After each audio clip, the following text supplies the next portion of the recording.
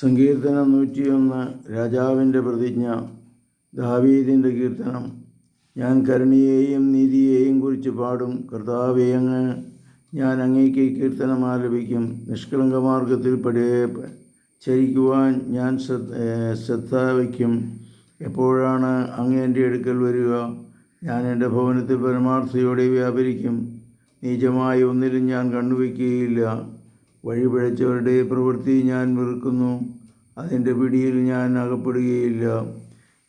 ഹൃദയ വക്രത എന്നെ തീണ്ടുകയില്ല. ഒരു തിന്മയും ഞാൻ അറിയുകയില്ല. അയൽക്കാരനെതിരെ ഏഷണി പറയുന്നവനെയും ഞാൻ നശിപ്പിക്കും. അഹങ്കാരിയെയും ഗർവിഷ്ഠനെയും ഞാൻ പൊറുപ്പിക്കുകയില്ല.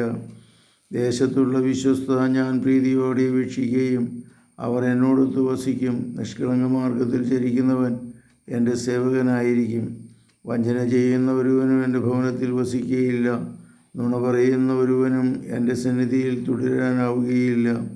ദേശത്തെ ദുഷ്കർമ്മികളെ പ്രഭാതം തോറും ഞാൻ നിഗ്രഹിക്കും.